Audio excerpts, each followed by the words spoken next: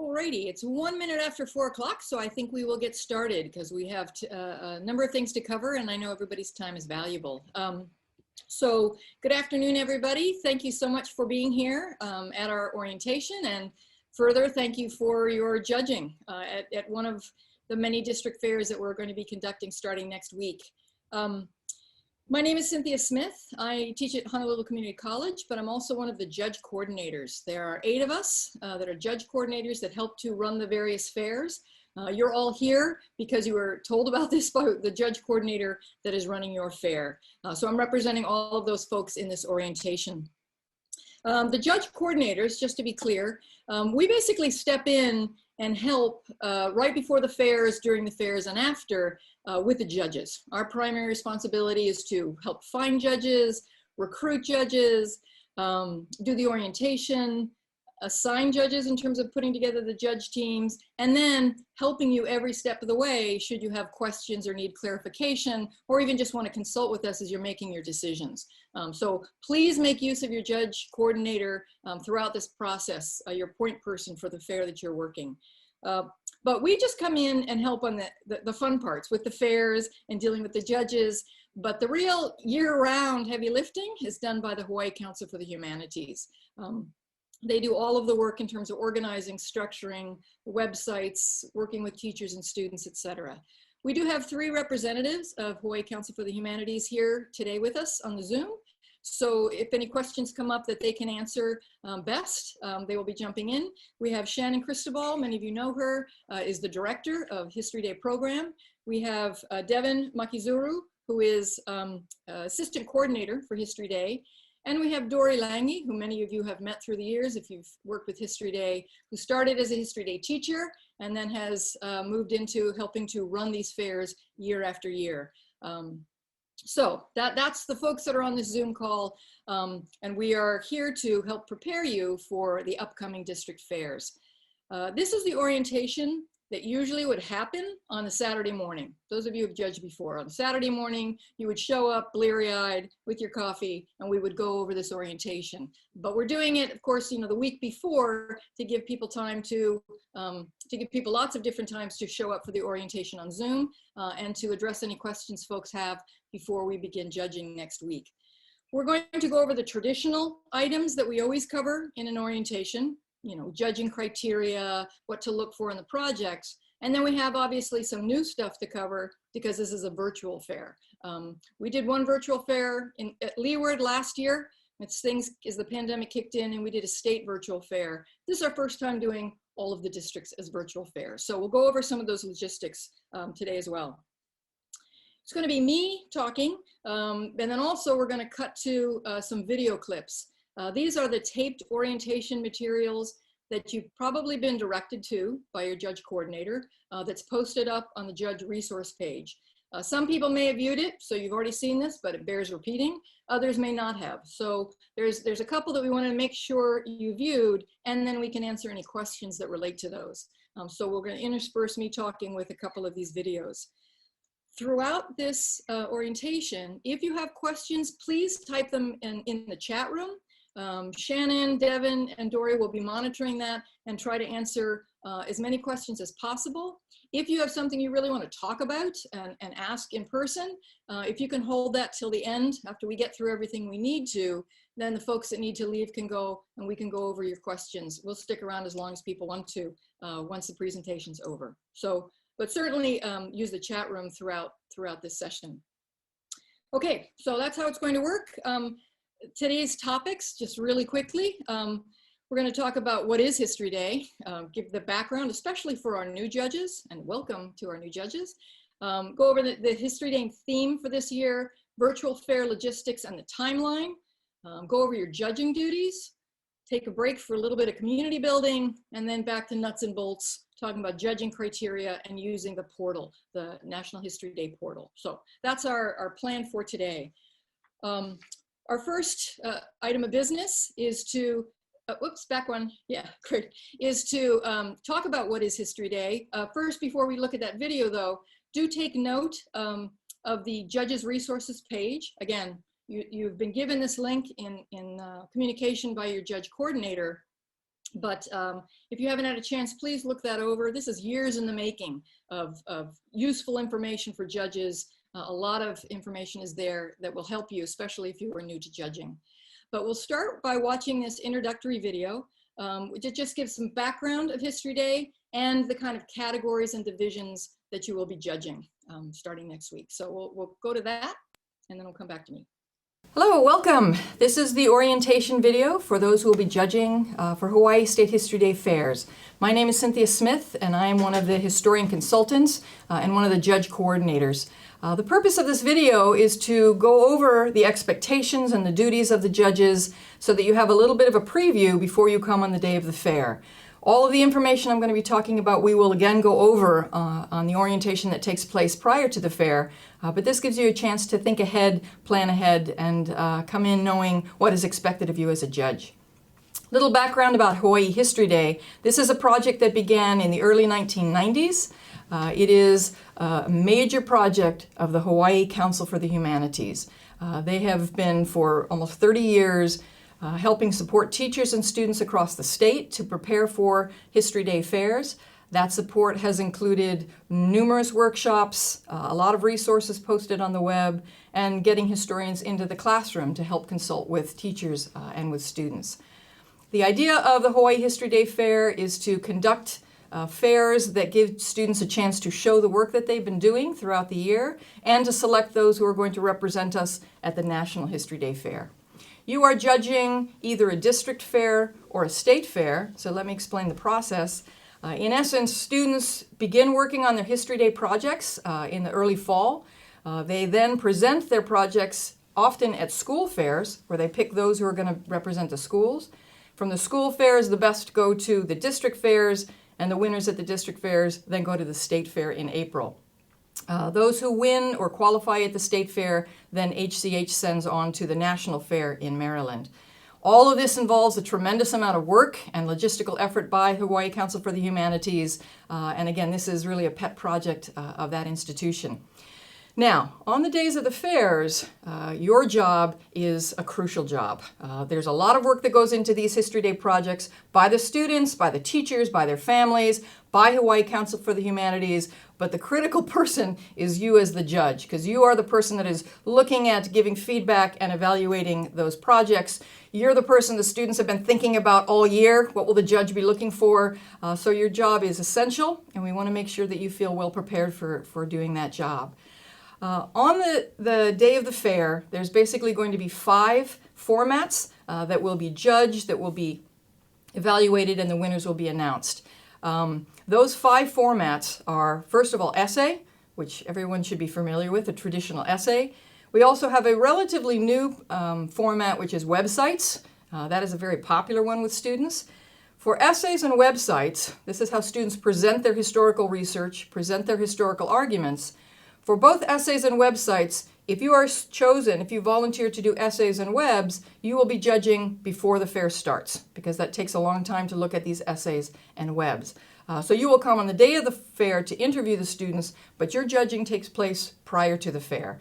If you are doing essay and website judging, you will receive those about a week and a half or 2 weeks prior to the fair, and then do your evaluations, your ranking prior to that fair. For the rest of you, you're judging on the day of the fair. Students are going to bring their projects. You're going to see what they have on that day. The other 3 formats are displays, and that's where students use poster boards to tell an historical story through limited text and pictures and graphs. It's like a museum exhibit. There's also media. That's very popular with students. In the days when we first started History Day, media was slideshows. These days it is very slick DVD productions, and students really enjoy communicating in that manner. So we have what's called documentary, which is basically DVD presentations. Those are 10 minutes, so 10-minute max of a documentary presentation. The final format for the very brave students is performance, where they convey an historical story and argument through a live performance. That is also a 10-minute presentation. So those are the 5 formats. You will be judging in one of those formats, and you're going to be judging one of 3 divisions. It's very important to understand what these divisions are, what the age of these students are. so that you understand how young they are, that you're looking at the work of very young people in some cases. Some of you, in a few districts, we have what's called the youth division, where they're having students in 4th and 5th grade already doing primary material, presenting, sometimes even doing live performance in front of people. So 4th and 5th graders are the youth division. Not every district does youth division, but those that do, it is a great treat to work with these young students. Then there's junior division. That's 6th, 7th, and 8th grade. Junior division will be in all districts. And then finally, senior division. That's 9th through 12th grade.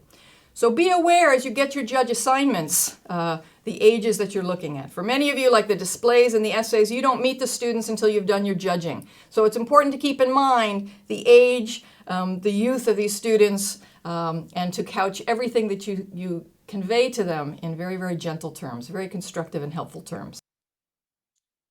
All right, so obviously some of that is not applicable because we're not meeting anywhere live, but I wanted to make sure everybody was clear on the categories and the divisions, so we showed that. What I want to turn to now, and we'll go back to the slideshow presentation, is to talk very briefly about the theme for this year. Every year, National History Day chooses a really broad theme to which the students need to connect their topics, their projects. It's broad on purpose to encompass pretty much anything students might be interested in. Sometimes students get to choose their topics on their own. Other times teachers really direct them to a set number of topics related to their class. But you're going to see a range of topics related to this theme. And this year the theme is communication in history, the key to understanding. So it's absolutely great if they come up with unconventional ways of approaching this theme. Sometimes they're pretty basic, like the telephone, right, or the internet, the kind of standard ones you'd expect, but you might also get some really out of the box ways of thinking about communication, and that's fantastic. All they have to do is make clear to you in their project how they're connecting to that theme. So it's one of the things you're evaluating. Now, one of the things that Hawaii Council for the Humanities does every year with our various themes is we find a figure in Hawaiian history or a cultural aspect of Hawaii that connects to the theme, and that becomes our symbol, symbolizing the theme for that year. This year, we are honoring Mary Kavena Pukui as our local role model of the importance of communication in history and as a key to understanding. Dr. Tutu Pukui's work was centered around preserving the Hawaiian culture in so many ways, including language, writing dictionaries, hula, recording and preserving teachings and practices, mele, translating, publishing, and writing, composing songs, her work in museum studies. She was a pillar of the Bishop Museum, preserving legal histories and ongoing struggles, translating important documents, for example, and of course, teaching. Teaching from the youth to PhDs. In terms of her communication efforts, we also honor her close relationship with her grandmother and other elders. She helps us remember that our ancestors and the generations before us connect us to our histories and who we are. We thank her for building the bridge for generations of Hawaiians and non-Hawaiians to learn more about and live the beauty and richness of the Hawaiian culture. So we will be honoring her throughout the process at the different district fair announcements and at the state fair as well. So symbolizing our theme, which is communication in history. All right, we'll go to the next slide. All right, so we'll continue on now with virtual fair logistics. First and foremost, to make clear what you'll be looking at as a judge for the State History Day Fair. You're going to be looking at the top projects that have been sent on from each of the 8 districts that we ran, the district fairs that were run in February and March. Now, one thing to be clear on as you're looking at your selection of projects, in some districts, things might have been very competitive. So for example, you're looking at junior exhibits. In one district, maybe there was 24 junior exhibits, and you're looking at the top 3, so a very competitive fair. In other districts, there may have been only 3 projects in junior exhibits, and they all went on to the state fair. So you're still going to see a range of projects as you look at your category that you've been assigned to. But all of them are representing their various districts and are now competing at the state fair to determine who is now going to represent Hawaii at the national fair. We don't know your judge assignments yet. I will be in touch with you probably by the end of next week, or the Friday or Saturday before judging starts. We are still waiting to confirm some judges, and we also need to see which of the projects that are eligible actually submitted, and so that we know our numbers. But I will let you know at least 2 or 3 days before the fair what specific category and division you are judging, so you can begin to look at maybe those rules or those sample judge sheets that are on the Hawaii History Day Judge Resource page, if you wish. One important logistical thing to make clear: everything that is done for our virtual judging is done via the National History Day portal. I did send you, the link to that portal, the request that you register for that portal. I also sent you a link to the instructional video, short video, and instructional slideshows. And at the end of this orientation, we're going to show that video again. Certainly let me know if you have any questions about registering, but it is essential that you are registered for that portal. That is where we're going to be posting up the projects. On that portal is where you will then be submitting your ranking and where you will submit your judge evaluations. So this is all made possible, this virtual fairs, through the use of this National History Day portal. Another important logistical thing that I want to make clear is the resources you have to turn to if you have any questions along the way. I am serving as lead coordinator for the State History Day Fair. You can always email me with questions at any time, even before you start judging, certainly as you begin judging, if questions should arise. But I wanted to make clear there's a much broader support network. There are 8 History Day consultants working for Hawaii Council for the Humanities during the fairs. You can contact any of these consultants if you have questions, in particular questions about judging issues. You may be colleagues with one of these judges. You may be buddies with Liana or Sam or Miyako.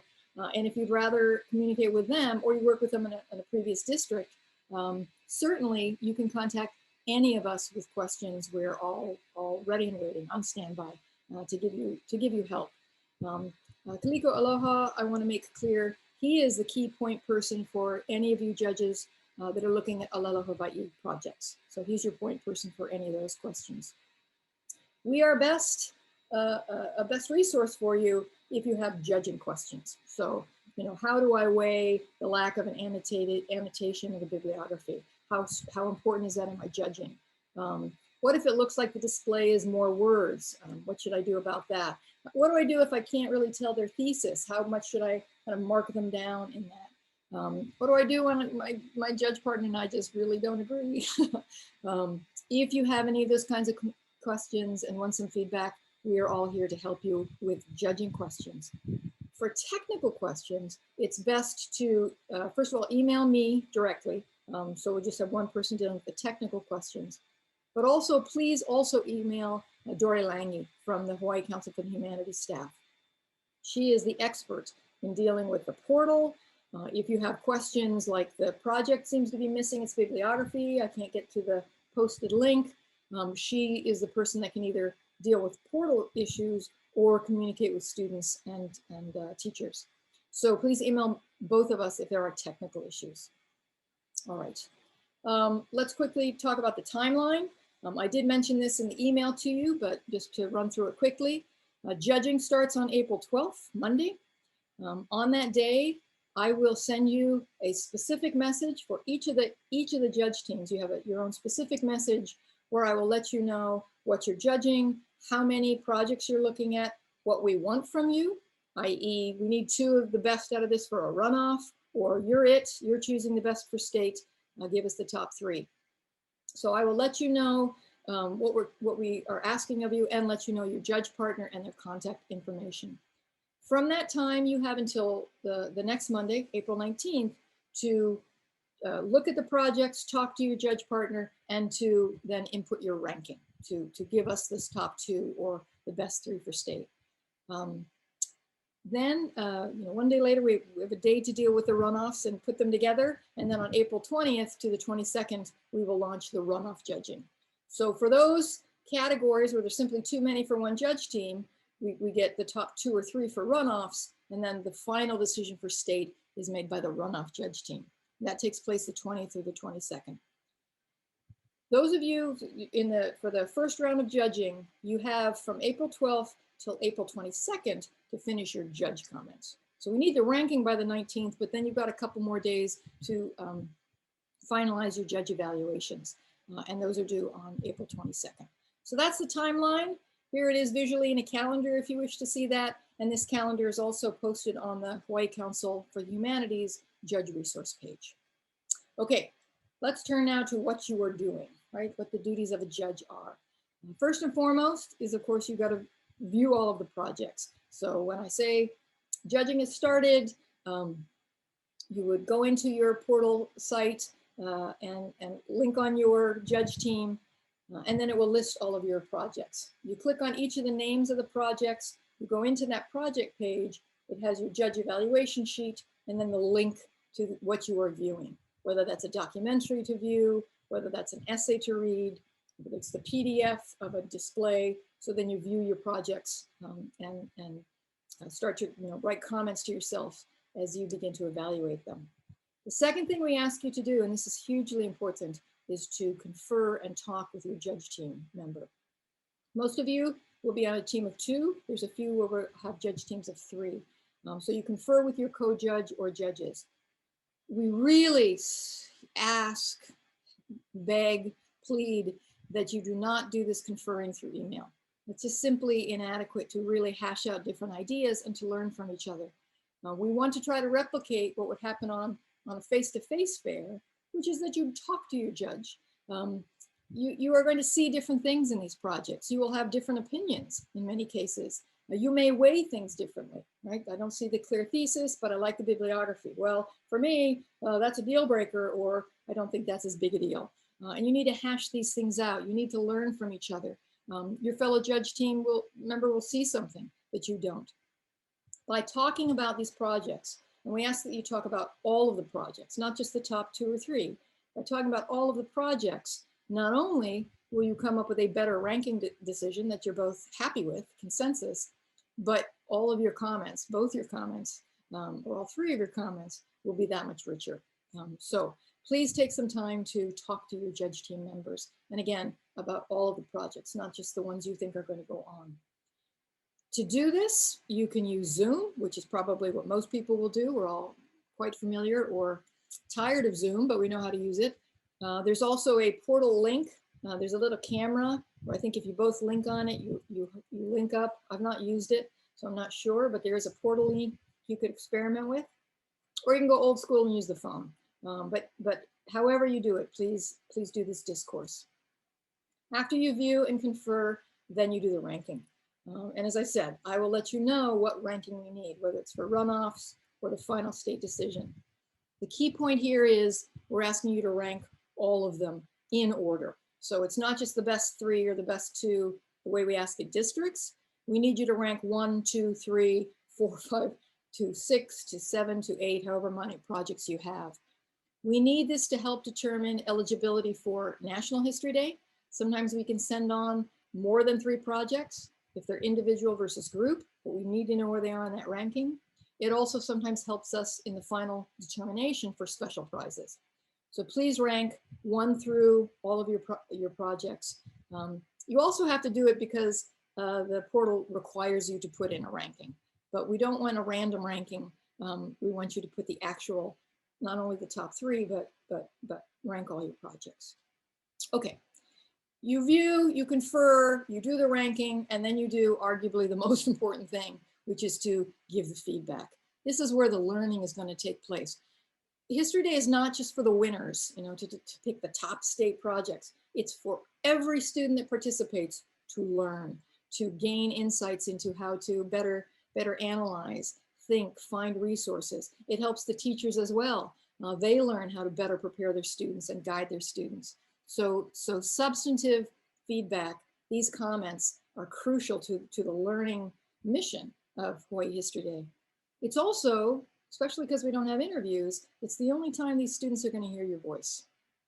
It's a written voice, but this is where you can really teach them, guide them, commend them, but you need to put the time into these comments. I'll talk more about the comments later in the orientation, but I'll just state this now. You need to do both comments on a rubric, click buttons on a rubric.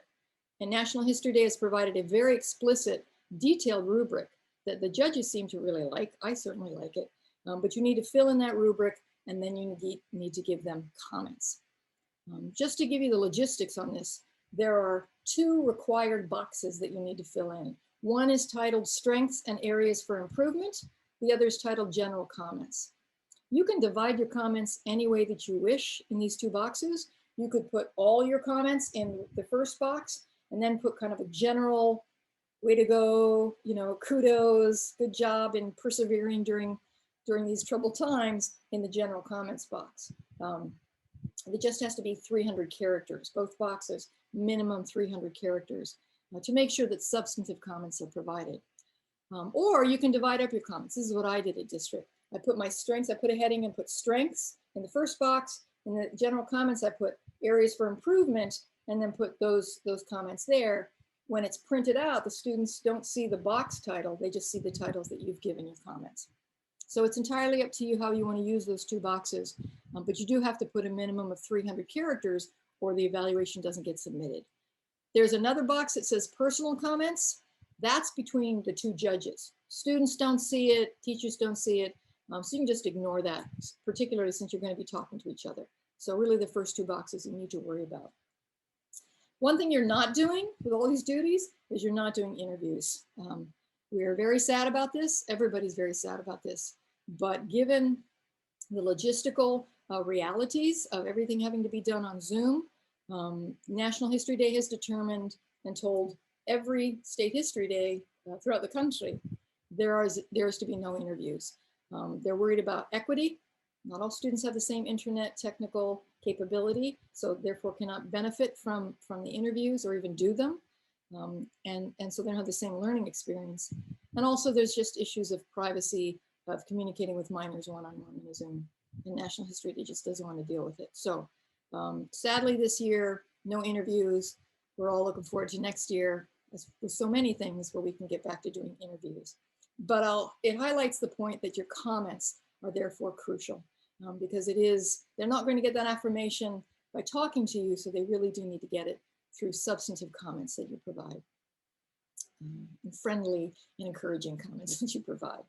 Okay, you're going to notice when I assign you your different projects that one of you is deemed lead judge. And we do that because the way the portal is set up, the lead judge is, only one of you has the power and responsibility for inputting the ranking and other duties. And also we found that it's useful to have a lead judge to kind of keep things on track. So as a lead judge, we ask that you early on in that week, contact your teammate or teammates and try to set a target date for when you will meet. Schedule that meeting, set it up on whatever venue you are using, kind of ensure that your team is staying on track. So maybe a touching base message midweek, and then you are the one that's going to input those final ranking decisions. So that's what we expect of a lead judge. Final couple of comments here on logistics. Additional tips, strong suggestion that as you type out your comments, you don't do it directly into those boxes, because we all know what can happen. If you've used Laulima, you know this, things can crash or glitch and you've lost the writing that you did. Type it out in a Word document, save it, and then cut and paste it so you don't lose the work that you've done. An important point, even though we ask that you confer and discuss, we don't want you to write the exact same comments. We want 2 different voices. You're going to have different things to say and comments and boxes that you tick on the rubric. So confer and discuss, but each judge enters their own judge evaluation sheet. In your comments, please do not reference their school name. You're not supposed to know that. If they did a performance with a big shirt that says, McKinley High School, just ignore that. In the interest of fairness, judges are not supposed to know the high school, and certainly don't reference it in your comments.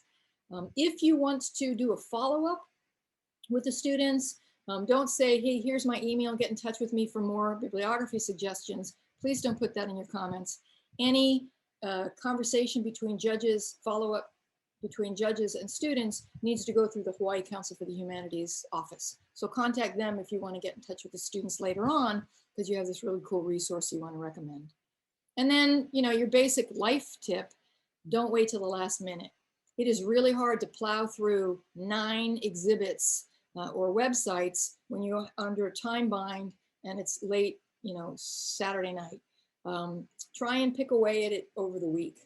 Do 2 or 3, then take a break. So that each time you look at a project, you're fresh, you're not burnt out and grumpy. These students have gone through a lot to get where they are, particularly in this year, as they have their teachers, and they really deserve your full attention. So try to parcel out the work that you've done by getting an early start. I want to talk about the judging criteria. Now, we're going to start by watching another clip from a video because this goes over what's still the same, historical evaluation and quality of projects. And then when we come back, we'll talk about some of the changes from past fairs in the new judge sheet. So we'll go to the taped me talking for about 7 minutes or so, and then come back and talk. I'm now going to begin to talk to you about the criteria. I've talked to you about the need to evaluate and rank and giving feedback, but let's be clear about what you're actually looking for and where you can give valuable feedback to the students. For each of the projects that you're going to get, there is a judge sheet. And this judge sheet, as I'll talk about a little bit later, this is where you put your written comments. But it is very useful because it gives you the criteria listed here. And the criteria, the kinds of things that you're looking for, that you're giving commentary on, are ranked kind of in this order. First and foremost, you're looking at the history. And this may seem simple and obvious, but it's very important to remember and not be dazzled by quality of the performance, but you continue to look and prioritize looking for the historical work that they've done. Students are expected to have done primary and secondary research for their History Day project. Primary, minimum of 2 sources. Obviously, a better project has many more than that. But the first thing you're looking at is research. Bibliography is part of every project. It is a part of your judging, and it's absolutely something where you can give useful feedback on.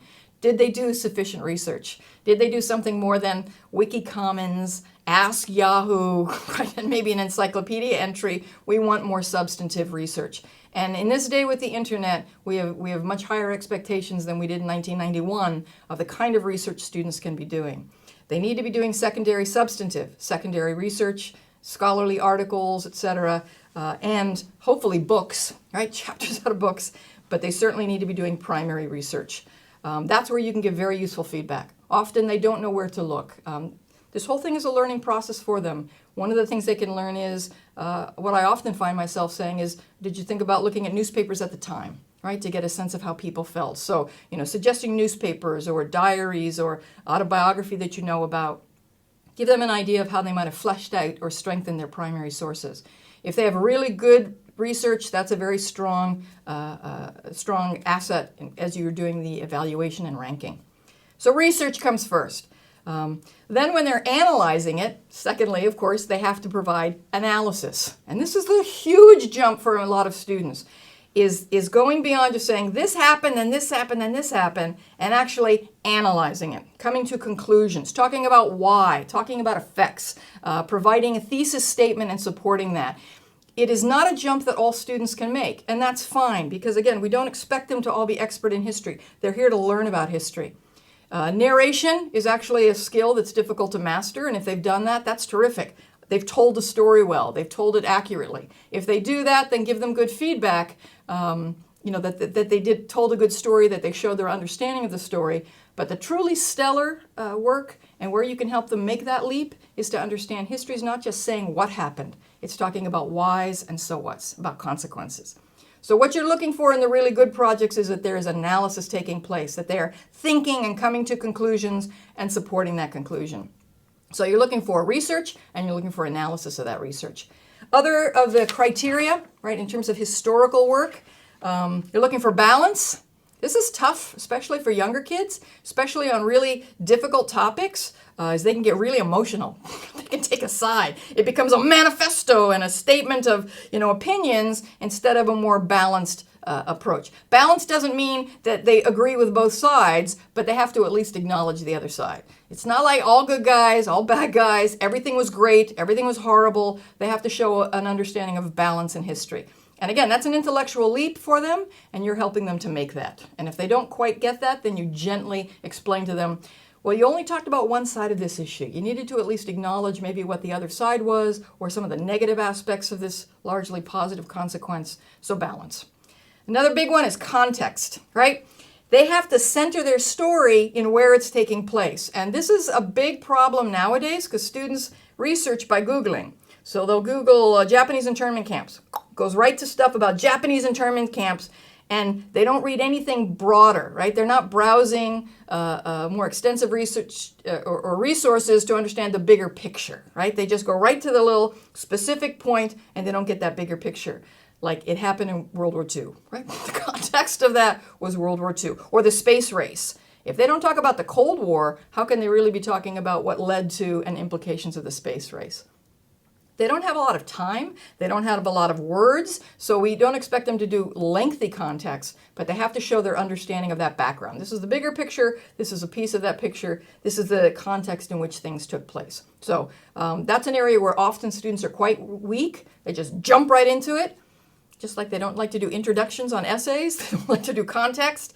That's where you can help them understand that's necessary, set the stage. So these are the kinds of things that you're looking for as you evaluate their history. And again, this list helps you keep in mind those criteria. The final thing you're looking at, the final 20% of your estimation, is quality, right? Is the clarity of presentation, and obviously that differs for format. In essays, it's effective writing, paragraph structure. In the websites, it's that there's a flow to the links, that you can follow the organization of that website, that the pictures aren't fuzzy and too small, just basically communication skills. In performance, it's obviously that they didn't forget their lines, or they didn't talk so fast you didn't hear them. The media, right, that it's not scruffy and gives you, motion sickness, that it's smooth. It's basically communication skills, which are important. But, and here's the key caveat, that is not the most important thing. This is where we're relying on your expertise as judges. We can have very slick media productions, beautiful emotional performances, but their bibliography is really weak. There's no clear thesis. They're just kind of telling a story. They're not analyzing it. That project should not go on. The project that's maybe a little scruffier, where the person forgot their lines and then picked it up, but their bibliography is 4 pages long with extensive primary sources where there's an intriguing thesis that they're presenting, the scruffier project should go. The stronger history should determine. And sometimes that's a very hard one to call, but that's why we depend on your expertise and your professionalism, because you do need to not be swayed by brilliant performances or slick media production, but look at the substance, look at the history. So these are your criteria. You'll have, again, a sheet for each of your projects to help you remember that as you're evaluating. But those are the criteria you look at. All right, great. So let's continue to talk about criteria. One of the things that people who have judged before might have noticed is that we didn't talk about adherence to the theme as one of the key chapters that you look at. In the past, the judge sheet looked like, the National History Day judge sheet was 60% history, what I just talked about in that video, 20% adherence to the theme, and then 20% quality. That's how you're kind of supposed to weight it. But, and maybe Shannon, you can just go right to the sheet now. What History Day has done with his new judge sheet is merged history and adherence to the theme. So basically historical quality is now 80% of your weighting, your evaluation, how you weigh it, with adherence to the theme built into these various criteria. So that's one change. Adherence to the theme, making clear how it's connected to communication history is important, but that's all kind of melded into your evaluation of their historical work. Sorry, can you go back? We go back and forth in this. So that's one change. The other change is that there is a rubric, and this rubric we are asking judges to fill out. If you recall, again, those of you who judged in the past, what it used to look like, the judge sheet, is it had these different criteria, balance and context, and then it just had columns that said excellent, superior, good, etc. And nobody knew what that meant, right? So judges were all over the place. There was no norming. You know, projects that went on had lower ranking than projects that stayed. You know, it was not clear enough, and it was not normed enough for us to ask judges to use those check boxes. So we said, don't check the boxes, just give written comments. That's changed. So we go back to that, go to the first one, Shannon. Yeah, if you look at that, we now have rubric language. Now we have the criteria very clearly indicated, so that when you say something is good or superior or fair, you are indicating the basis on which you are making that judgment. This is going to give much more useful feedback to teachers especially, but also to students. So we are asking you, check the boxes. Please do it. It's part of the judging, is to fill out this rubric, and again, give very, very concrete feedback to the teachers. So you're using this judge sheet now to give feedback through this rubric, but we also still want you to spend a lot of time on the comments. So do both. And you've got 15 days, right? So you can do both. The comments are still critical. The comments are where you can give very, very specific and concrete feedback. Shannon, can you go back to that earlier slide? This is something really where you should be spending most of your time is writing out these comments. As I said earlier, we don't get to do interviews. These students don't get to meet you. And for a lot of students, that's really an empowering part of this whole process. And again, this is just one of the many costs of pandemic life. But what you can do is give them lots and lots of concrete, specific, well-explained comments. Not a few bullet points or some terse little statements, but really spend time on these comments, because that's the encouragement that they're going to get and the learning that's going to take place for them. A couple of things on the comments. Please make sure that you both commend them as well as pointing out, you know, areas that they need to improve. You've got to encourage them. Recognize this year, we do have fewer projects than in past years. This has been a difficult year for teachers and students in the DOE and the private schools, K through 12. We know that. There's a lot of teachers who said, this year I just cannot, or my students cannot. We have students that maybe intended to, but couldn't get the project done because of all the turmoil and inability to meet with teachers, etc. So those who have made it to the History Day fairs, they deserve a big pat on the head. They deserve to be commended. They deserve to be encouraged for what they did on that project that is a strength. And even in the weaker projects, you can find things to commend. You know, great use of pictures, really, you know, interesting topic choice. You're clearly passionate about this subject. In that judge's resource page, there is a link to suggested comments, kinds of things that you can say to students just even to get you thinking in this way. But try to find things that they did well and commend them on that. And then turn to the areas where they needed to improve. And when you get to the areas where they need to improve, please, please couch it as gently as possible. You know, these are even the oldest ones, you know, 11th, 12th graders, they're still young people. And getting criticism is not fun. Getting anonymous criticism is really not fun. So we don't want them to come out of this whole experience that they struggled to finish up in a pandemic year thinking, I just got hammered by somebody, I don't even know who that is. You know, we don't want to crush them. We don't want to scold them, you know, lecture at them in writing. We don't want to show off that we know more than they do. Right, you should have done all of this stuff. We all know you know more than they do. That's not the point. We want them to be guided and taken to the next step intellectually, or to see how they might have improved, but done very, very gently and constructively. And I'm beating this into the ground, but it's a very important thing that we want to emphasize, especially this year, especially the students that have already dealt with unbelievable pressures and are still doing a History Day project. Let's make it a positive experience and a learning experience. So, so that's the judge sheet. You fill out the rubric and you do the comments. There's also these rules. So you do have to pay attention to the rules. The rules are all indicated there on that judge sheet. You can check them off. When you get told that your projects are ready to judge, your judge coordinator will kind of highlight the key rules in each of those categories as well. But just to look at them here, some of the most important rules to be paying attention to have to do with equity and fairness. And that has to do with word limits or time limits. Those are in many ways the most important rules to look at. Papers have 1,500 to 2,500 words, so minimum, maximum words. Websites, there should only be 1,200 of their words.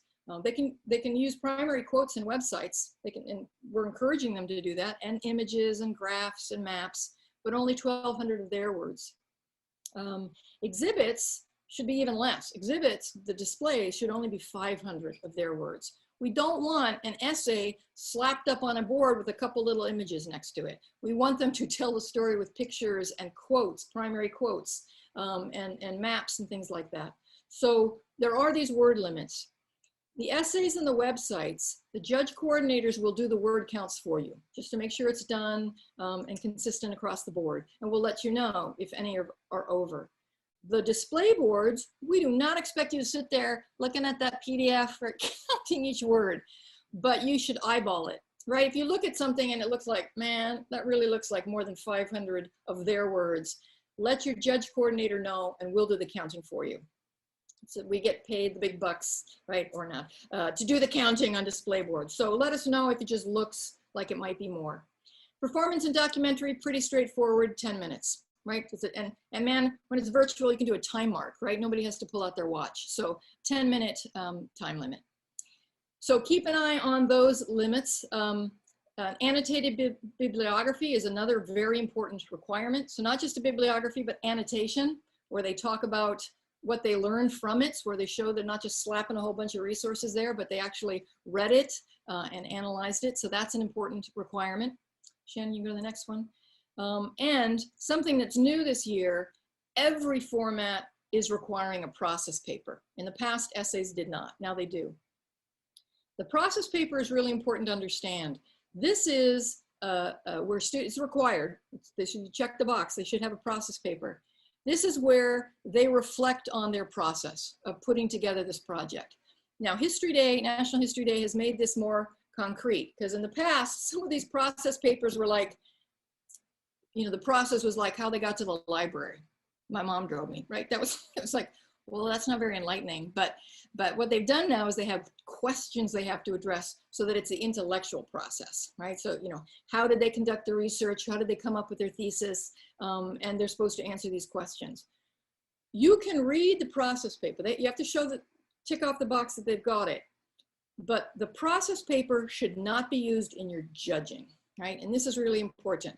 The process paper is a teaching tool. This is how the teachers are having the students reflect and learn on what they went through. Some teachers use this as evidence of meeting the standards even.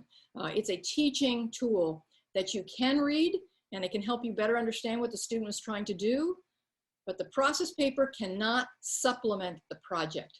The project stands alone. So if you've got a display board and you're looking at it and you don't know what that thesis was, you know, it's an interesting story, but I don't see the thesis. And then you read the process paper and there's this amazing thesis, you cannot supplement what you viewed. What you could say in your comments is, you had a really great thesis. You might have made that clearer in your display by emphasizing this point, etc. So read the process paper to better understand the students, and you can draw attention to some of the key aspects, but please don't have it affect your ranking. That's a really important thing to keep in mind. All right. Final point about rules. Go to the next slide. You know, how does it affect your ranking? Well, for violations, right? Things like they're missing their annotation, it's just a bibliography, or they went a minute over on their performance. That's where you as the judges, on those kinds of violations, you decide how much does that affect your ranking. But do not, for any of these kinds of violations, do not throw the project out of the running, right? You don't say they're not even they're not in the running to go to states. The only reason we disqualify or you just eject the project from your ranking is plagiarism. You know, just flat out major problems in terms of plagiarism. So everything else is a value judgment or an estimation, and that's where you as judges have to talk. Okay, they went 10 seconds over or 10 words over on their website. I don't think that's egregious enough to kick them out of the ranking. I still think they should go on to state. It's a very strong project, but we should warn them to fix that for state. That's what you can decide as judges. 2 minutes over the performance, you can say that's way too much time. That gives them an unfair advantage. I don't think we can move them on to state because they just simply are it's too big a violation. That's what you guys decide as judges, and absolutely bring the judge coordinator into those conversations to help you address those, that kind of weighing of how big a problem this is, the violation. But do not disqualify. I've had that in the past where judges are like, well, we didn't even consider them because they were 50 words over. It's like, no. Only for plagiarism do you make that determination. Okay. I'm going to turn to the last topic, which is using the judge portal. Again, this is the platform on which everything will take place, where the projects are posted, where you submit judge sheets and special prizes. You do need to register before the fair, so before you start judging on the 17th, 18th, or 19th, and then the projects aren't going to show up until right when it's time for you to judge. But we have another video that goes over this process. We're going to play to see if there's questions, and this is also on your judge resource page if you miss it or if you want to watch it over and over and over. But we'll turn to that video now. Welcome to registering as a Hawaii History Day judge and judging evaluations. This short video will show you step by step how to register and evaluate your History Day projects. Use the link that was sent to you and scroll down till you get to Hawaii. Choose the district fair that you will be judging at. When the window opens, look for Judge Main. You'll be creating a new account. Go ahead, fill out the information, and press Create Account. A window opens, and again, you need to register as a judge. At this point, fill in all the blanks and press Save and Continue.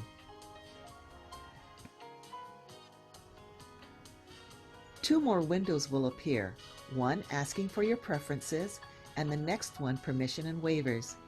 Click on what is required and press Continue. At this point, you are done. Write down your username and password and wait for instructions from your consultant. Your historical consultant will contact you and let you know when your portal is ready for judging. Log in again, except this time you will log in at the top using your username and password. Once you are in, look for the word judging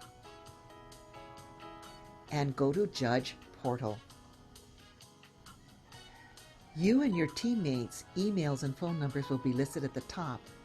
A little box at the top will be the video conference link that you will use when meeting with your team. Click on the View and Evaluate button to view and evaluate each project. The project link will be located in the upper left-hand corner. Then you need to click on each of the bubbles that best represent the criteria achieved. Select the Rules Compliance. Fill out the Comments section. Students will see strengths and areas for improvement and your general comments. Your personal notes are only seen by you and your teammates. You need to put a minimum of 300 characters, letters and spaces in each box. No maximum is required. Use the Save button to save your work. Press Save and Submit when the evaluation is completed. Once you press Save and Submit, your team members will be able to see what you have written. You can always go back and make changes, especially after your team has met together. Once you have created a username and password for one fair, you can use the same username and password to judge in multiple fairs. Start by logging into your portal. At the top, select External Portal from the drop-down menu. The fair you originally registered will show. Below you can see the Add button. Click on Add. Then scroll down till you see the other fairs you will be judging in. Click Request to Judge. The link will turn yellow. You are done. You will need to wait for instructions from your historical consultant. The team captain has added responsibilities. He needs to set up the team meeting, submit the ranking of all projects, press the Submit to HHD when your teammates have completely finished all of their evaluations. You have locked in the project rankings and chosen the special awards. This button will completely lock down your room, and teammates will not be able to go back and make any corrections. If this was done accidentally, please contact your historical consultant. Mahalo nui loa for your help and support. Although we cannot meet with students this year, your role plays a very important part in the success of the Hawaii History Day program. All right, so there were some questions I think we addressed in the comment box, and we can come back to that, but there was just one final thing I wanted to mention. As folks who have judged before know, you need to, or we ask you to fill out a judge cost share survey. This was always that goldenrod sheet. This is where you indicate, when you're all done with everything, you've done the nominations, the ranking, etc., how much time did you give to being a judge? And that includes the orientation you just attended. This helps HCH when they go for grant money to show the value in time and commitment and volunteering that judges did. So we'll remind you, the judge coordinators will remind you to fill this out, but I'm just giving you a heads up that we'll ask you to fill this out when you're done.